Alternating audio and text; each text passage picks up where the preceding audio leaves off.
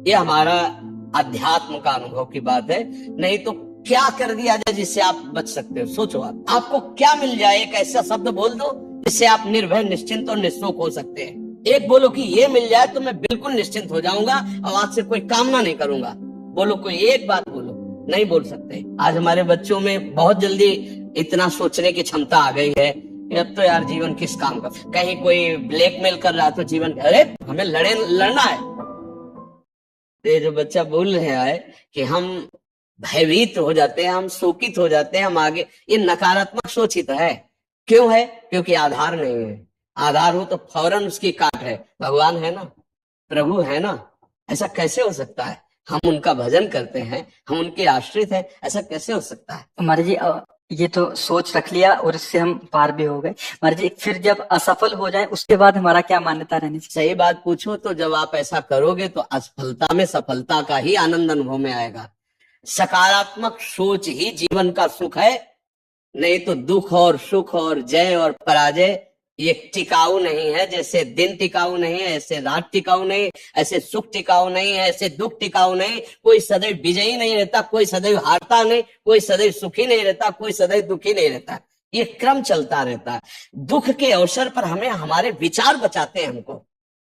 अभी हम अपने विचार में अपने को बीमार मान ले तो हम कल से आने लायक नहीं रहेंगे। ध्यान रखना, हम आज अब भी नहीं मानते कि हम बीमार हैं। तो हमारी निगेटिव सोच जो है ये बिना वजन के नहीं जाएगी। और अगर ये बनी रही तो अरबों रुपया हो, खूब बड़ा पद हो, पति, व्यवस्था, पत्नी, सब कुछ हो, लेकिन नकारात्मक सोच तुम्हें चैन से नहीं रहने देगी। पक्की बात मान लीजिए। इसको सुधारना है तो सत्य पे आइए, धर्माचरण कीजिए, पवित्र चरित्र रखिए और नाम जप कीजिए। आपकी सोच बदल जाएगी।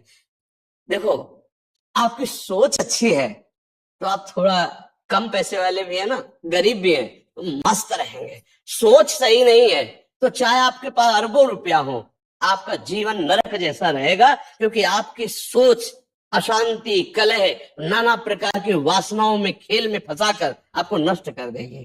तो हमें लगता है कि बिना अध्यात्म के चिंता, भय, शोक इसका दूर होना बहुत कठिन है। नाम जप करो, चरित्र पावन रखो। आज प्रायः चरित्र को हम नहीं सुरक्षित रख रहे। ये समझ लीजिए कि चरित्रवान के पास ऐश्वर्य चरण चूमता है।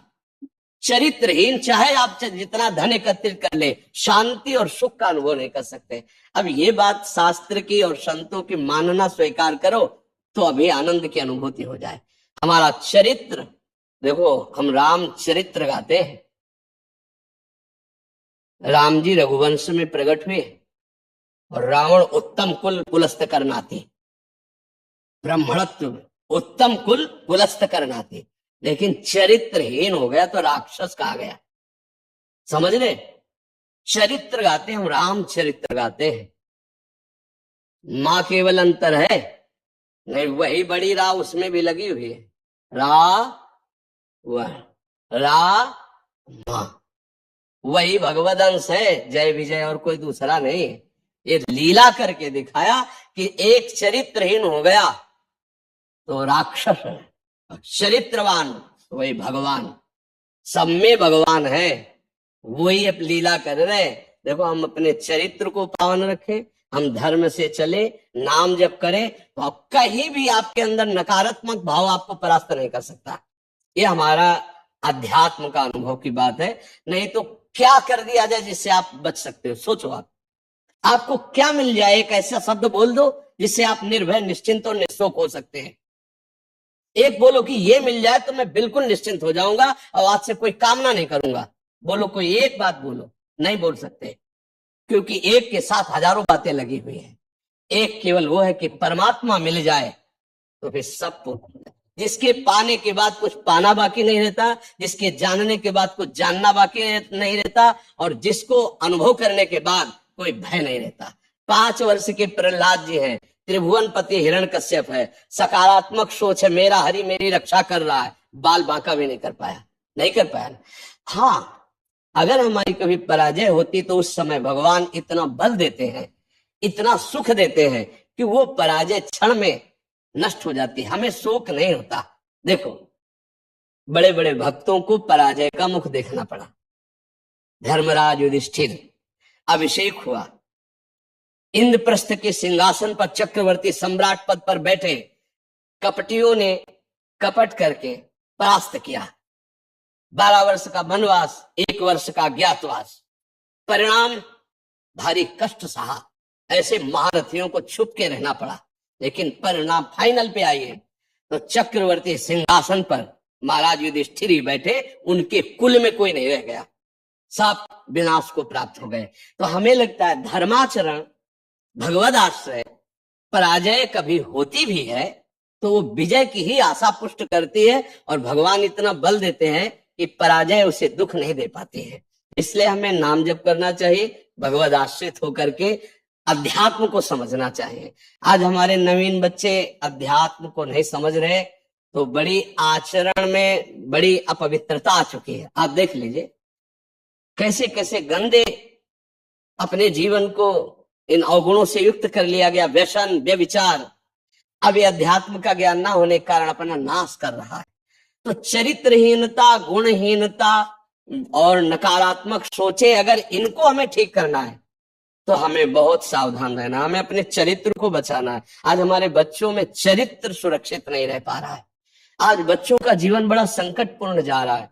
बात पक्की समझना, हमको जब ऐसी बात आती है तो हम दुखी होकर के बोलने लगते हैं कि आज हमारे राष्ट्र का जो ये नवीन भविष्य है, ये संकटपूर्ण परिस्थिति में जा रहा है। गर्लफ्रेंड, ये बॉयफ्रेंड, ये व्यसन, ये इनको चैन से नहीं रहने देंगे। नवीन अवस्था के बच्चे हैं, जब गंदे आचरणों में फंस जाते हैं, अब उनको ब्लैकमेल किया जाता है। वो अपने माँ बाप से बता नहीं सकते कि दूसरे से कह घुटते रहते हैं, और अगर ज्यादा घुटन आ गए तो अपने आप को। तो इसलिए हमें लगता है अध्यात्म को समझा जाए और नाम जप करते हुए चरित्र पावन रखा जाए। आपका इसमें कोई संशय? हाँ, आप अच्छे आचरण वाले बने, खूब नाम जप करें और धैर्य पूर्वक विश्वास रखें कि भगवान मेरे साथ हैं। अगर कभी ऐसी हार या पराजय या दुख आता है तो हम उसको सहने के लिए धैर्यवान रहे। हम उसमें इतना निगेटिव न सोच जाए कि हमारा जीवन से ही निराशा हो जाए। आज हमारे बच्चों में बहुत जल्दी इतना सोचने की क्षमता आ गई है, अब तो यार जीवन किस काम का। कहीं कोई ब्लैकमेल कर रहा तो जीवन, अरे हमें लड़ना है। हम कल भी कह रहे थे कि बच्चों को चाहिए माता पिता से दोस्त जैसा व्यवहार करें, और माता पिता को चाहिए कि बच्चों से दोस्त जैसा व्यवहार करें। दोनों आमने सामने बैठकर उनके हृदय की बात को जाने और उनको दोस्ती की तरह सपोर्ट करें, तो आगे बढ़ सकते हैं। वो दलदल में फंसे हुए निकल सकते हैं। नहीं तो कई ऐसे गंदे बच्चे होते हैं जो अच्छे बच्चों को अपने विषय जाल में फंसा करके उनके जीवन को बर्बाद करते हैं। बकाया नकारात्मक सोच के लिए नाम जप बहुत जरूरी है। चाहे आप स्त्री हो, चाहे पुरुष हो, चाहे गृहस्थ हो, चाहे विरक्त हो, जब तक नाम जप नहीं करोगे, आचरण पवित्र नहीं रखोगे, तो वास्तविक सुख का अनुभव नहीं होगा।